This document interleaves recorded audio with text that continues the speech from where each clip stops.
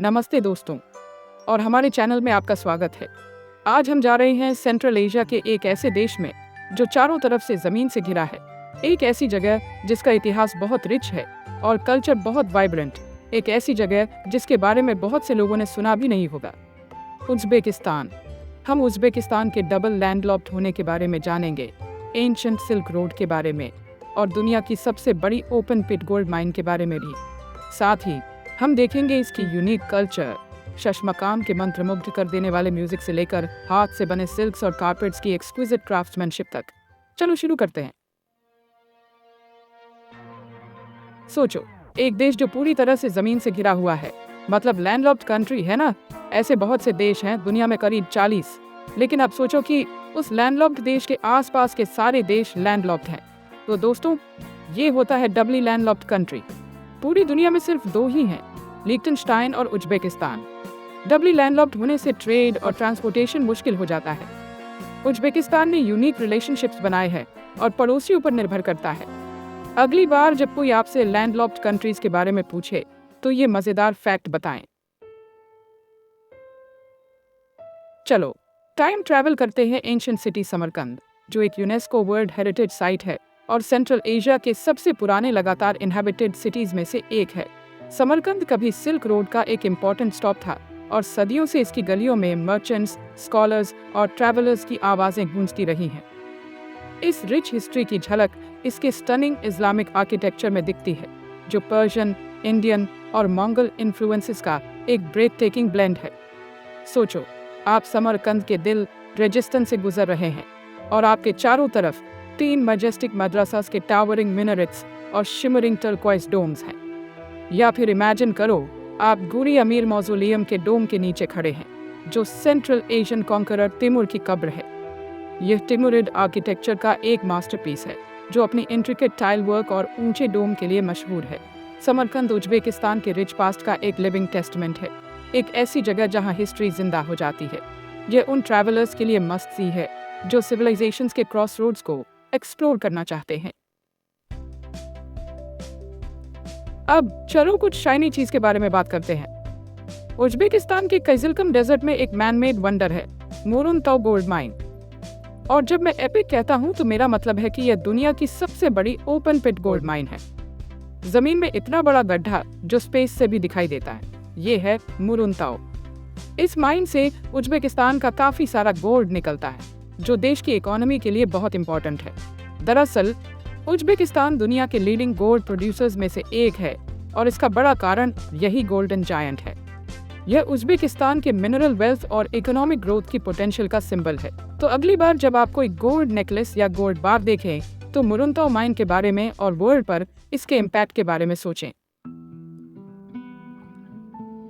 सदियों से silk road नाम के ट्रेड रूट्स का नेटवर्क ईस्ट और वेस्ट को जोड़ता था, जिससे गुड्स, आइडियाज और कल्चर्स का एक्सचेंज होता था। और पता है बीच में कौन था? जी हाँ, उज़्बेकिस्तान। यह एंशिएंट रूट सिर्फ सिल्क के लिए नहीं था, ये स्पाइसेस और प्रीशियस मेटल्स से लेकर रिलीजन्स और फिलॉसफीज तक सब कुछ के लिए एक रास्ता था। समरकंद, बुखारा और खीवा जैसे उज़्बेकिस्तान के शहर ट्रेड और कल्चरल एक्सचेंज के बसलिंग सेंटर्स बन गए। ये अलग अलग एथनिसिटीज, लैंग्वेजेस और रिलीजन्स के मेल्टिंग पॉट्स बन गए, जिससे आज हम उज़्बेकिस्तान की यूनिक आइडेंटिटी देखते हैं। सिल्क रोड की लेगेसी आज भी उज़्बेकिस्तान के आर्किटेक्चर, क्विजीन और ट्रेडिशंस में दिखाई देती है। आंखें बंद करो और स्ट्रिंग इंस्ट्रूमेंट्स की हॉन्टिंग मेलोडीज, ड्रम्स की रिदमिक पल्स और ऊंची वोकल्स की आवाजें इमेजिन करो, जो टाइम से गूंजती हुई लगती हैं। यही है शाशमकाम का जादू, एक क्लासिकल म्यूजिक जॉनर जो सिर्फ उज़्बेकिस्तान में है। शाशमकाम सिर्फ म्यूजिक नहीं है, यह एक पोएटिक और म्यूजिकल ट्रेडिशन है जो जनरेशन से ऑरली पास होती आ रही है। यह उज़्बेकिस्तान की रिच कल्चरल हेरिटेज का रिफ्लेक्शन है, जिसमें पर्शियन, इंडियन और सेंट्रल एशियन इन्फ्लुएंसेस का मेल है।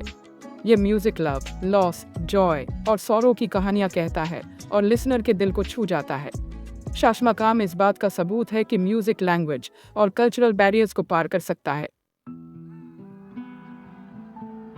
जैसे ही आप उज़्बेकिस्तान पहुंचेंगे, आप इसके टेक्सटाइल्स के वाइब्रेंट कलर्स और इंट्रिकेट डिजाइन से मोहित हो जाएंगे। उज़्बेकिस्तान अपने हैंडवोवन सिल्क्स और कारपेट्स के लिए फेमस है। और हर पीस उसके क्राफ्ट्स पीपल के स्किल और आर्टिस्ट्री का प्रमाण है। सोचो, आप उज़्बेक सिल्क के स्मूथ सरफेस पर अपने हाथ फेर रहे हैं, उसके थ्रेड्स लिक्विड गोल्ड की तरह शिमर कर रहे हैं। इस लग्जूरियस फैब्रिक की सेंचुरी से कद्र की जाती रही है और इसे बनाने का तरीका जनरेशन से गुप्त रखा गया है। और फिर कारपेट्स की बात करते हैं। उज़्बेक कारपेट सिर्फ फ्लोर कवरिंग्स नहीं है, ये आर्ट के पीसेस हैं। हर नॉट हाथ से बांधा जाता है और इसके intricate patterns Uzbek history, culture और मिथोलॉजी की कहानियां कहते हैं। ये उज़्बेक क्राफ्ट्स पीपल के पेशेंस, डेडिकेशन और आर्टिस्ट्री का प्रमाण है। बोरिंग मेट्रो स्टेशंस को भूल जाओ। उज़्बेकिस्तान की राजधानी ताशकेंट में मेट्रो स्टेशंस भी देखने लायक है। ताशकेंट मेट्रो अपने स्टनिंग आर्किटेक्चर के लिए फेमस है, जो सोवियत ग्रैंडियर और सेंट्रल एशियन आर्टिस्ट्री का ब्लेंड है। सोचो, आप मार्बल कॉलम्स, इंट्रिकेट मोज़ेक्स और स्पार्कलिंग चैंडिलियर्स की दुनिया में उतर रहे हैं। हर स्टेशन को यूनिकली डिजाइन किया गया है, जो उज़्बेक हिस्ट्री, कल्चर और अचीवमेंट्स के अलग अलग पहलुओं को दर्शाता है। ताशकेंट मेट्रो इस बात का प्रमाण है कि एवरीडे स्पेसेस भी ब्यूटीफुल और इंस्पायरिंग हो सकते हैं। ताशकेंट जाने वाले हर विजिटर के लिए यह मस्ट सी है, आर्ट और आर्किटेक्चर को अनएक्सपेक्टेड सेटिंग में एक्सपीरियंस करने का मौका।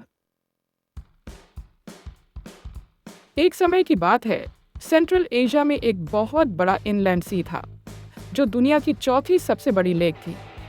इसे एरल सी कहा जाता था और इसमें लाइफ भरपूर थी, फिशिंग इंडस्ट्री चलती थी और इसके किनारे रहने वाले कम्युनिटीज का जीवन चलता था। लेकिन दशकों से एरल सी सिकुड़ने लगा, इसका पानी अलार्मिंग रेट से कम होने लगा। क्या वजह थी? बड़े बड़े इरिगेशन प्रोजेक्ट्स, जिन्होंने सी में पानी लाने वाले रिवर्स का पानी मोड़ दिया। आज एरल सी अपने पहले वाले साइज का एक छोटा सा हिस्सा रह गया है। एरल सी की कहानी एनवायरनमेंट पर ह्यूमन एक्शंस के अनइंटेंडेड कॉन्सिक्वेंसेस के बारे में एक सीख देने वाली कहानी है। अपने टेस्ट बड्स को तैयार कर लीजिए, क्योंकि उज़्बेक क्विजीन फ्लेवर्स और अरोमास का एक डिलीशियस फ्यूजन है। सिल्क रोड पर अपनी लोकेशन के कारण Uzbek food central Asian, middle eastern और यहाँ तक कि रशियन कुलिनरी ट्रेडिशंस का मेल्टिंग पॉट है। सबसे खास डिश है प्लोव, एक हार्टी राइस डिश जो मीट, अनियंस, कैरेट्स और स्पाइसेस के साथ पकाया जाता है। लेकिन उज़्बेक क्विजीन सिर्फ प्लोव ही नहीं है। यहाँ सामसा जैसे सेवरी पेस्ट्रीज, सकुलेंट केबाब्स और फ्रेश हर्ब्स और वेजिटेबल्स से भरे रिफ्रेशिंग सैलड्स भी हैं। और ब्रेड के बारे में तो भूल ही गए।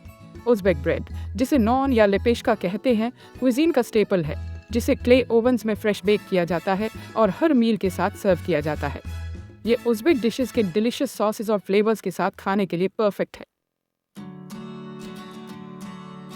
उज़्बेकिस्तान में एजुकेशन को बहुत महत्व दिया जाता है और यहाँ लिटरेसी रेट लगभग 100% है। छोटी उम्र से ही बच्चों को पढ़ाई के लिए इनकरेज किया जाता है और एजुकेशन को ब्राइटर फ्यूचर की की माना जाता है। उज़्बेकिस्तान में स्कॉलरशिप और लर्निंग की एक लंबी परंपरा है, जो सिल्क रोड पर इस्लामिक लर्निंग के सेंटर के समय से चली आ रही है।